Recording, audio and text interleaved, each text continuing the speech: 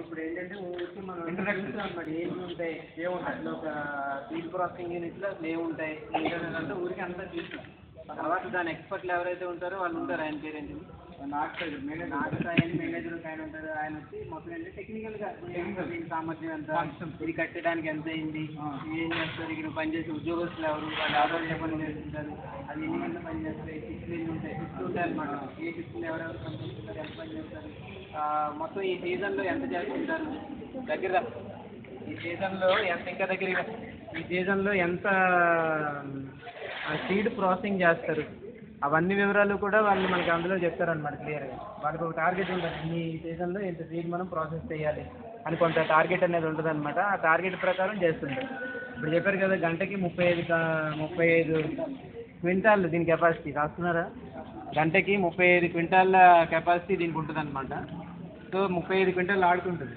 3500 35 గంటకి 35 క్వింటాల్ల కెపాసిటీ దీనికి 35 అంటే 35 గంటకి 35 క్వింటాల్ అనమాట. సో అంత కంటిన్యూగా అలా ఆడుతుంటారు, మిషన్ ఆగిపోవడానికి లేదు కాబట్టి ఇమీడియట్గా అందిస్తుంటారు అనమాట. అదొకటి. నెక్స్ట్ ఏంటంటే లాట్లు చూసారా, లాట్స్ దేనికి దానికి సెపరేట్గా వేస్తారు. ఒక్కొక్క రైతు అనమాట, అది కార్డులు రాసుకోమన్నాం కదా. సో అవన్నీ కూడా ఏంటంటే అవి ఒక్కొక్క రైతుకి సంబంధించిందంటే ఒక దగ్గర పెడుతూ ఉంటారు అనమాట. అవి ఒక 10 లేక 12 మాత్రమే వేస్తారు ఒక దాంట్లో. లెక్క పెట్టండి అలాగే ఎన్ని ఉన్నాయి, 3, 4, 5, 6, 7, 10, 11, 12, 13 లాట్లు ఒకవేళ తక్కువ అయిపోయినప్పుడు ఒక్కొక్క సందర్భాల్లో అలా వేస్తుంటారు. అంతకన్నా ఎక్కువ వేస్తే అడుగు భాగంలో ఉన్న సీడ్ అంతా కూడా డ్యామేజ్ అయిపోతుంది. బరువు ఎక్కువైపోయి కొద్ది అడుగు నుండే బస్తాలన్నీ పాడైపోతాయి అనమాట. 12 కన్నా ఎక్కువ వేయడానికి లేదండి, హైట్ 12 కన్నా ఎక్కువ వేయడానికి లేదు. కొన్ని సందర్భాల్లో ఈ పక్క వాటిలోని కొంచెం ఎక్కువ వేసినట్టున్నారు, అప్పుడప్పుడు అలాగే వేస్తుంటారండి. సో అడుగున ఐరన్తో ఉన్నాయి చూసారా, ఆ నేల మీద పెట్టడానికి లేదు. నేల మీద పెడితే మళ్ళీ మాయిశ్చర్ పీల్చుకుంటుంది కాబట్టి నేల మీద పెట్టకూడదు. ఐరన్తో ఉండే దానికి ఏవో పేరు ఉందన్నమాట, వాళ్ళు అడిగితే మనకి చెప్తారు. సో ఇది ఈరోజు టూర్ ఏంటంటే ఆ ఇంట్రడక్షన్ టూర్లు అండి. అసలు ఏం జరుగుద్ది, అసలు ఈ ప్రాసెసింగ్ యూనిట్లో ఏమవుతుంది అనేది మీకు ఇందులో చెప్పారనమాట. అంటే తెలిసింది కదా, చూసారు కదా, టెక్నికల్ ఆస్పెక్ట్స్ అన్ని వాళ్ళు వచ్చినప్పుడు మీకు క్లియర్గా చెప్తారు. మేనేజర్ గారు ఫంక్షన్ స్టాఫ్ కూడా ఈ ఫంక్షన్ కెపాసిటీ ఎంతమంది లేబరు ఉంది, ఇక్కడ మహిళలు ఆడ లేబర్ అంతా, మగ లేబర్ అంతా, వాళ్ళకి ఇచ్చే కూలీలు ఎంత, నెక్స్ట్ ట్రాన్స్పోర్టింగ్ ఇక్కడి నుంచి ఎక్కడ తీసుకెళ్తారు, ఇక్కడ ఎంత సీడ్ ఏ సీడ్స్ని ప్రాసెసింగ్ చేస్తారో అవన్నీ కూడా ఎక్స్ప్లెయిన్ చేస్తారు. సో అవన్నీ ఉండాలంటే మీరు మళ్ళీ వచ్చేటప్పుడు కొంచెం చదువుకుని రావాలన్నమాట. డీపీటీ అంటే ఏంటో తెలియకుండా, ఎన్టీ అంటే ఏంటో తెలియకుండా రాకూడదు. మనం కూడా ఇమీడియట్గా వాళ్ళు ఏం చెప్తుంటే అది క్యాచ్ చేయాలి, అర్థమైందా. సో రకరకాల ఏరియాస్ నుంచి అన్నీ కూడా తెచ్చి పెడుతుంటారు సీడ్ అంతా కూడా, ఏమేమి సీడ్ తెస్తారు, ఎలా తెస్తారు, ఏం చేస్తారు, ఇలాంటివన్నీ మనకి ఇది అవ్వాలి. సో అక్కడ ప్రాసెసింగ్ యూనిట్ చూసారు కదా, ఇంక దాంట్లోకి ఇంకేం పని ఉండదు మీకు, మళ్ళీ వెళ్ళాల్సిన అవసరం కూడా ఏముండదు. సో ప్రాసెసింగ్ యూనిట్లో మనకి చూసాం, కొన్ని ఇమీడియట్గా చూసాం అనమాట. ఒక బ్రీఫ్గా చెప్తాను మళ్ళీ ఒకసారి గుర్తు చేసుకోవడానికి. ముందు నుండేదాన్ని ఏమంటారంటే ప్రీ క్లీనర్ అంటారు. సో ప్రీ క్లీనర్లో మొత్తం 7 స్క్రీన్స్ ఉంటాయి అన్నమాట. సో ఆ స్క్రీన్స్ దేన్ని బట్టి అరేంజ్ చేస్తారంటే, మనం ఏ పంట అయితే వేస్తున్నామో ఆ పంటను బట్టి అరేంజ్ చేస్తారు. వరి పంట వేస్తున్నాం అనుకోండి, వరి వేస్తుంటే దాని స్క్రీన్స్ వేరేగా ఉంటాయి. సో వరి గింజ చిన్నగా ఉంటుంది కాబట్టి దానికి సరిపడేగా స్క్రీన్స్ ఉంటాయి అన్నమాట. సో అది ఎంఎంలో ఉంటాయి. అంటే స్క్రీన్స్ అంటే జల్లెడలు ఒక రకంగా చెప్పాలంటే, ఆ వేసినటువంటి ధాన్యం అంతా కూడా జల్లెడలో పడి సెపరేట్ అయిపోతే వెళ్ళిపోతుంటారు. సో 7 స్క్రీన్ల ద్వారా అది ముందు ప్రయాణం చేసుకుంటూ వెళ్తుంది అనమాట. దీంట్లో ఏమైనా కాలు గింజలు, ఇంకేదైనా చెత్త, ఇలాంటివి ఏమైనా ఉండే పెద్దగా ఉండేవన్నీ ముందు క్లీన్ అయిపోతాయి. సో దాన్ని మనం ఏమంటాం అంటే ప్రీ క్లీనింగ్ అని అంటున్నాం అనమాట. సో ప్రీ క్లీనింగ్లో 7 స్క్రీన్స్ ఉంటాయి. ఇది ఎంఎంఎల్లో ఉంటాయి, వాటి కొలతలన్నీ మీకు చెప్పడం జరిగింది. టాప్ నుంచి బాటమ్ వరకు ఆయన మొత్తం అన్నీ చెప్పారు. అలాగే మీరు ఇది కాకుండా ఇంక వేరే ఏదైనా అపరాలు కానీ లేకపోతే ఇంకేమైనా పంటలు కానీ అది కూడా ఇందులో ప్రాసెసింగ్ చేసుకోవచ్చు. కేవలం వరి పంట ఒకటే కాకుండా మిగతా పంటలు కూడా దీనిలో ప్రాసెసింగ్ చేయొచ్చు. సో అలా చేసేటప్పుడు ఏంటంటే స్క్రీన్లు మార్చేస్తారు, అర్థమైందా. సో దాంట్లో చేసేటప్పుడు స్క్రీన్లన్నీ మారుస్తుంటారు అనమాట. సో ఈ మార్చినటువంటి స్క్రీన్లు లోపల ఎలా ఉంటాయంటే అవన్నీ గుండ్రంగా ఉంటాయి. ఇప్పుడు మనం రైస్ వేసేవేమో నిలువుగా ఉండేటట్టు అయితే, ఈ అపరాలు ఇలాంటి వాటి అన్నిటికీ గింజలు గుండ్రంగా కదా ఉంటాయి. సో ఆ కన్నాలు కూడా గుండ్రంగా ఉంటాయి అన్నమాట. వాటి తాలూకు పరిమాణం కూడా అంగుళాల్లో కొలుస్తుంటారు, అది చెప్పారు కదా ఆయన. సో అది దానంతా ప్రీ క్లీనింగ్ అంటాము. తర్వాత ఏమో ఫైన్ క్లీనింగ్.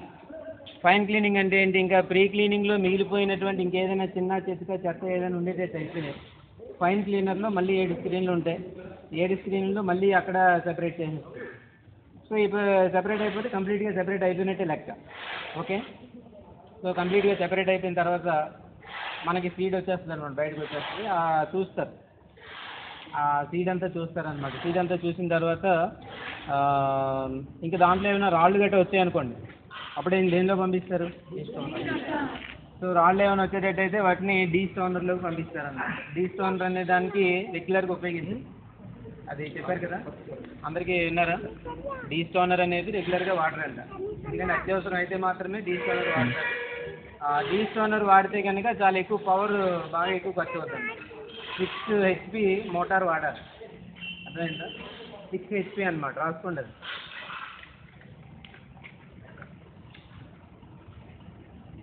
6 HP మోటార్ వాడాలి.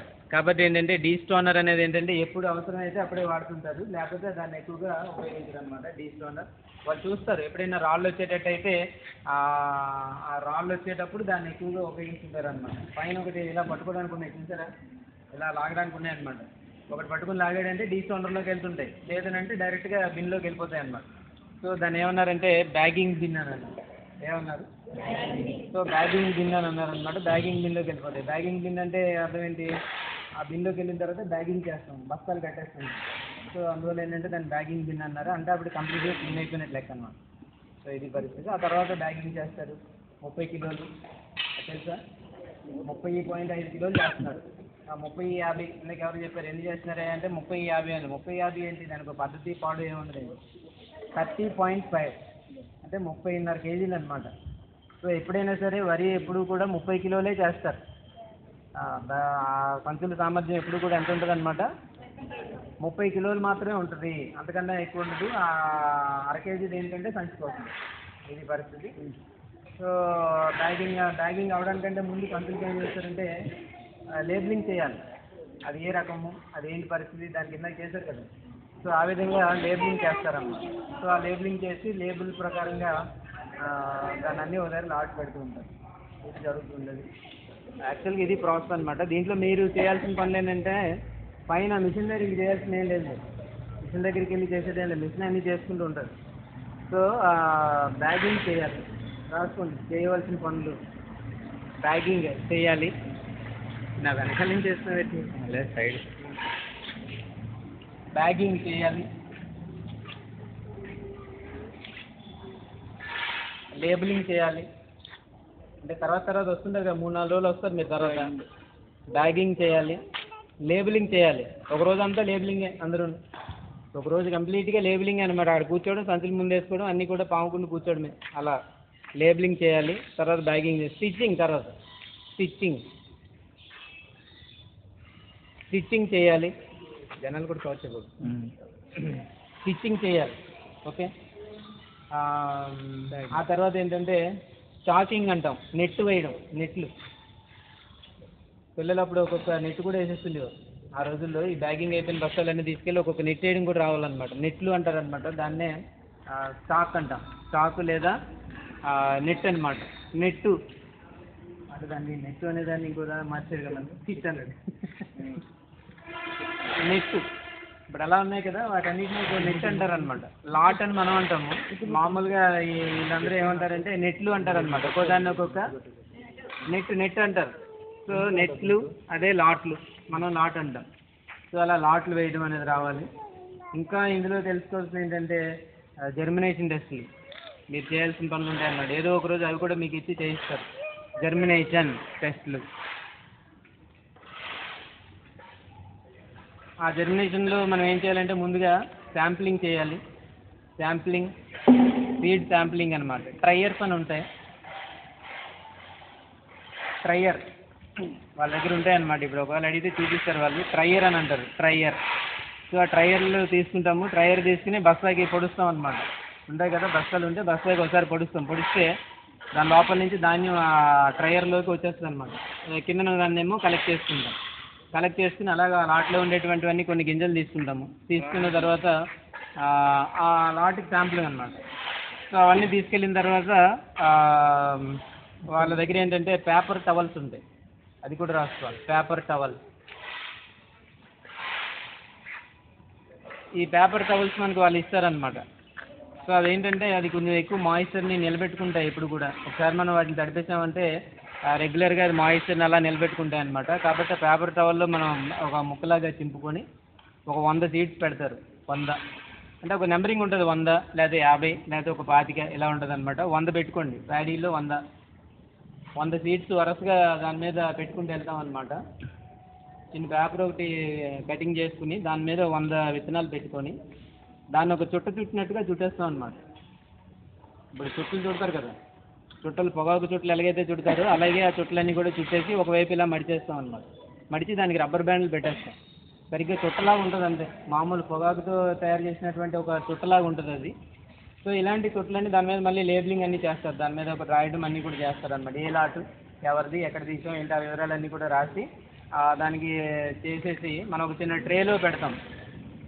ఒక ట్రేలో నీళ్లు పోసి ఆ చుట్టలన్నీ దాంట్లో అలా నించోబెడతాం అనమాట. అర్థమైందా?